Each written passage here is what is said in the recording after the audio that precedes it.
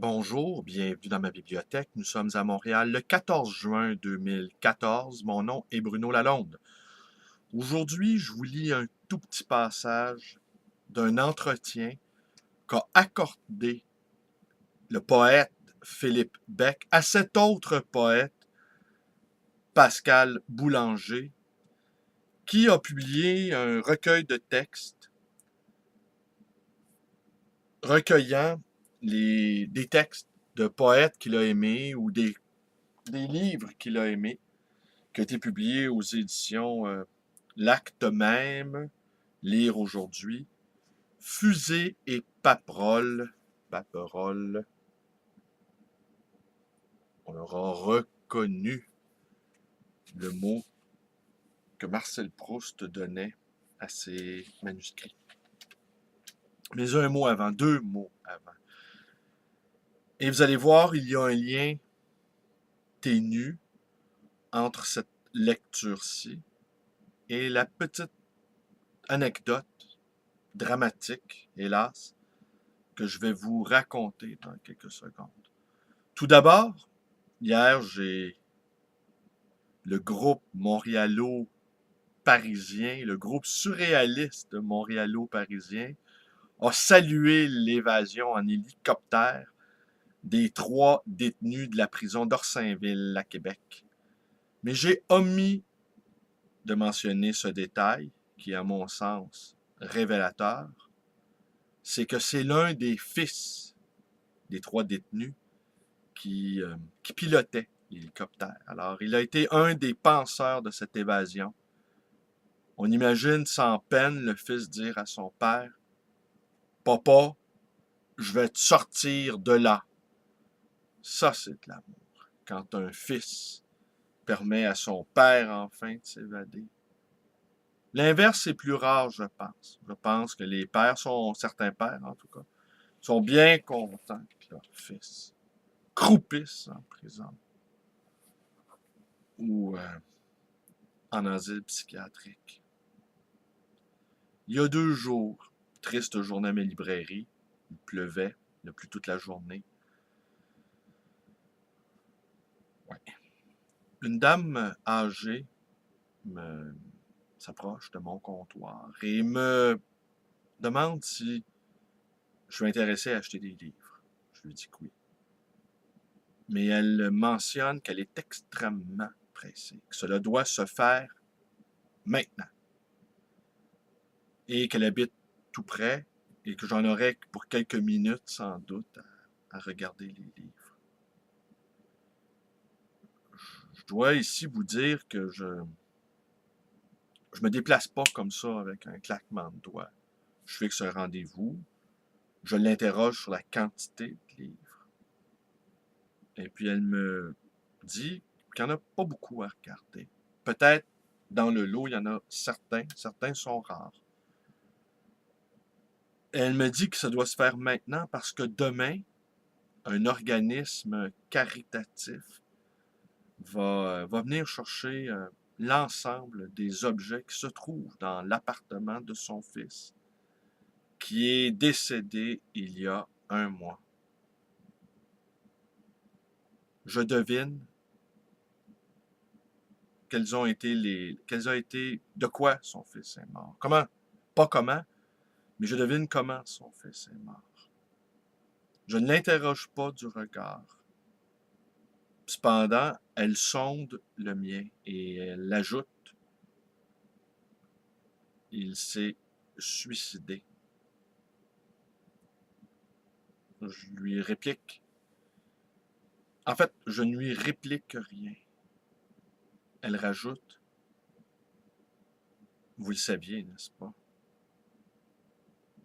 Je lui dis que oui, je le savais. Je dis oui, madame, je le sais. Alors, mon ami David Giroux, qui était là, qui n'a pas entendu la scène, qui s'était pudiquement éloigné, je lui ai demandé s'il pouvait garder ma librairie le temps que j'aille faire une petite commission. On avait peut-être pour 15-20 minutes. Il a généreusement consenti à s'occuper de ma librairie.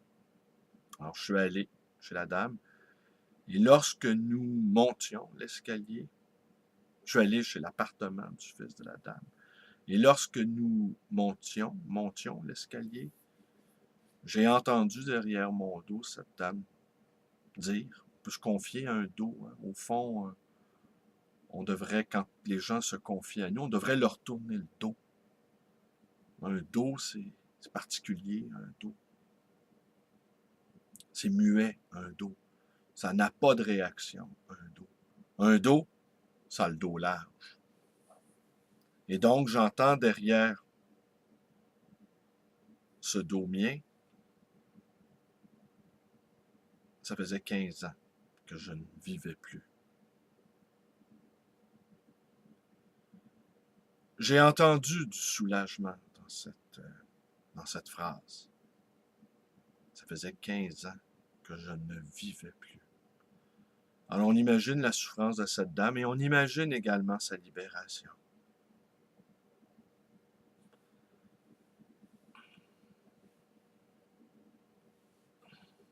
Je dois vous confier ici que j'ai des sentiments mélangés à l'égard du suicide.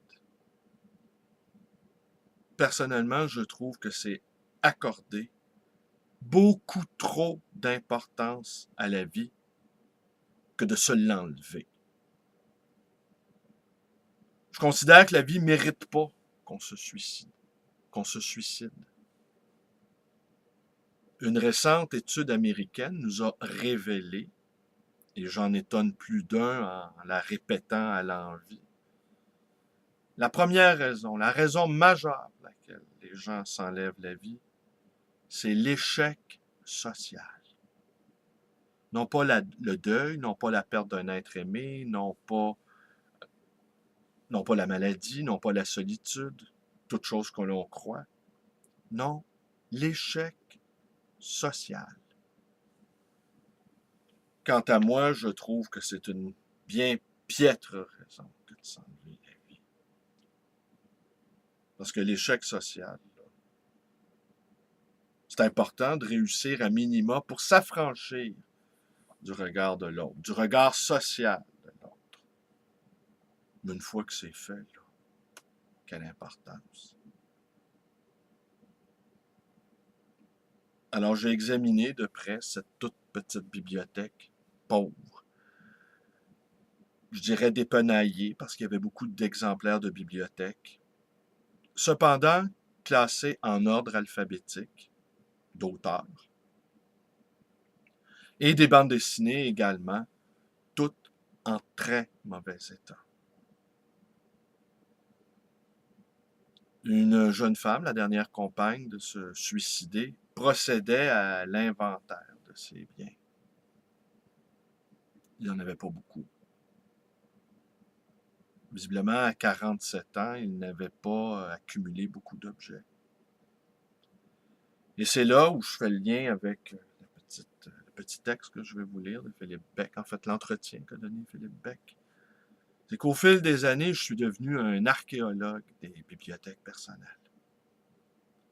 Je suis capable, en examinant de près une bibliothèque, et si on me permet de l'examiner encore davantage, c'est-à-dire d'ouvrir les livres, de voir s'ils ne sont pas truffés d'objets, de photos, de tickets de métro, de lettres parfois, de commentaires, si les livres ne sont pas annotés. Une bibliothèque, ça nous dit très long sur quelqu'un. Les bibliothèques nous révèlent, les bibliothèques nous parlent de nous. Je vous raconterai une autre fois, à moins que je l'ai déjà fait, que j'avais procédé il y a pas mal d'années à une fouille archéologique dans la bibliothèque d'un défunt également, mais qui lui était mort à l'âge de la petite cinquantaine d'un cancer généralisé, fils unique. Les parents totalement dévastés par la perte de ce fils unique. Eh bien, j'avais procédé sous leurs yeux à une description fort détaillé de la psyché et du parcours intellectuel de leur fils. Je vous raconterai ça une autre fois, à moins que je l'ai déjà fait. Je vous raconterai ça une autre fois. Et les parents, je leur révélais des choses sur leur fils. Je partageais avec eux leur deuil d'une certaine façon. Et je leur ai parlé de leur fils comme personne ne l'avait fait auparavant. Et j'étais en mesure de le faire parce que toutes les traces de vie que son fils avait accumulées dans sa propre bibliothèque nous renseignaient sur ce qu'avait été cet homme, sur ce qu'avait été sa vie, ses pensées, son parcours intellectuel, ses doutes, ses hésitations, ses revirements. Les bibliothèques parlent. Et les dos de livres, contrairement aux dos humains, parlent. Mais les dos humains, eux, savent recueillir les confessions. Alors, probablement, la prochaine fois qu'un de mes amis va avoir envie de me confier quelque chose de très grave, de très important à ses yeux, je vais lui dire, attends une minute, je vais te tourner le dos et confie cela à mon dos. Ça va être une façon pour moi de prendre sur moi, de prendre sur mon dos la parole de l'autre.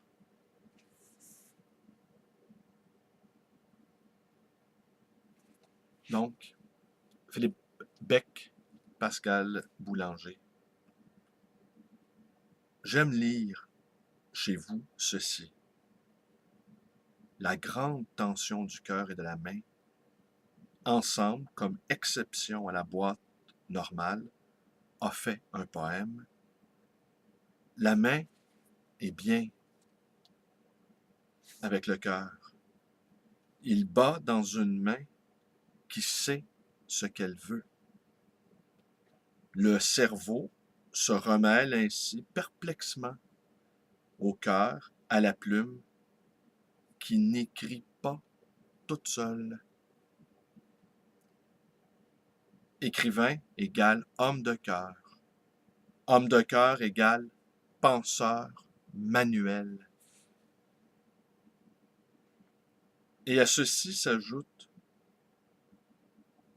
tout lire de notre temps lentement. Vous dites aussi, la lecture seule donne des idées. La bibliographie dépend d'une bibliologie. Alors ici, vous avez saisi, c'est là le lien ténu qu'il y a entre le décryptage d'une bibliothèque que l'on fait avec les yeux, que l'on fait également avec les mains en s'emparant d'un livre, en l'ouvrant comme un fruit ou comme un poisson, où l'on sent les viscères, les arêtes, et on voit étaler sur le papier les écailles du poisson. La bibliologie est l'amour spécial d'une communication, l'amour d'une affinité entre les livres ne parlant pas de la même chose. Un tel amour s'invente. Ainsi, votre poésie ouvre bien le dossier de la langue et de l'époque. Elle porte un coup à l'idéologie de la littérature comme expression de soi ou comme ready-made. Comment faites-vous à chaque reprise du poème pour convoquer une bibliothèque de Wartburg en petit et le chant tragique ou frivole du monde?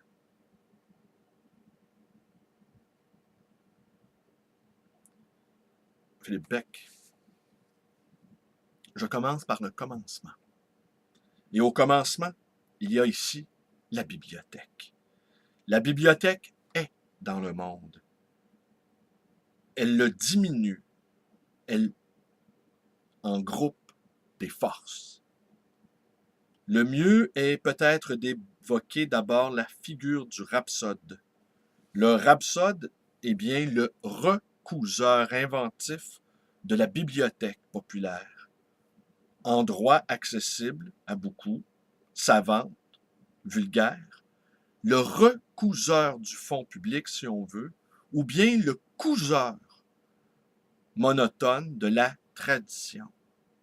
Chanteur monotone, et peu importe s'il joue de la trompette marine, l'instrument de M. Jourdain, le monocorde ou s'il joue de la forminx, on peut éventuellement réhabiliter la rhapsodie, la recouture qu'est un livre nouveau.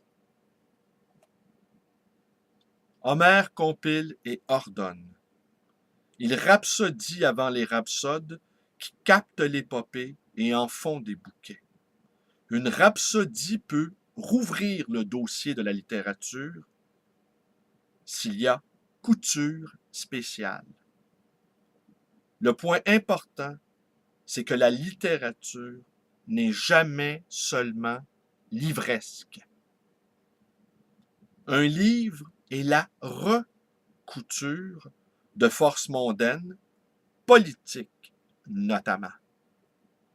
L'épopée homérique est la vivante encyclopédie d'un peuple, en principe.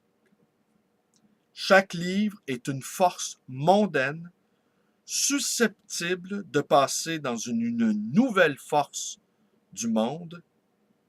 L'idée me vient en écoutant votre question.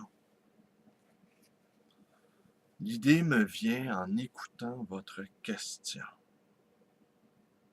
Que j'aime cette phrase. Ce qui veut dire qu'au fond, les gens d'esprit ne savent jamais ce qu'ils vont penser. La pensée est toujours surgissante, elle apparaît à l'improviste, au détour d'une question inopinée, d'une question imprévue. Il faut savoir être également des questionneurs. Et nous ne souhaitons pas non plus que toutes nos réponses soient enregistrées dans des petites cassettes.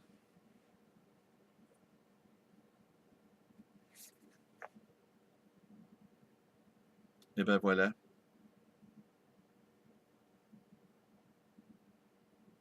Alors il me dit ici, je ne suis pas gêné d'indiquer un peu quel livre j'ai rapproché, qu'il a recousu, autrement dit, voire de suggérer une fabrication. Commencer à préciser la bibliothèque, c'est esquisser les fantômes qui communiquent entre eux, car il y a bien là une vie secrète qui se joue de nous si nous ne la détectons pas. Dans l'amour des livres, il y a un enjeu démonique. C'est tiré de Fusée et Paperole, chronique de poésie, Pascal Boulanger. J'adore ce genre de livre-là, qui me parle des autres livres. Et quand ce sont des auteurs que je sais aimer, ou enfin que je crois savoir aimer, je suis heureux de les voir à nouveau dévoilés dans le regard d'un autre lecteur. Et quand ce sont des auteurs que je méconnais ou que je ne connais pas du tout, par avance, je me réjouis de les aimer dans le regard d'un auteur déjà que je sais également apprécier. Portez-vous bien, recousez-vous bien. Et n'oubliez pas, la vie ne mérite pas notre mort. C'est lui accorder beaucoup d'importance que de la trouver déplaisante. Nous, on l'aime telle qu'elle est, cette vie. Brutale, à la belle également, incohérente, imprévisible, le seul sens, vide de sens même, le seul sens qu'on peut lui donner, c'est celle que nos mains couent à chaque aube. La suite, vous la connaissez.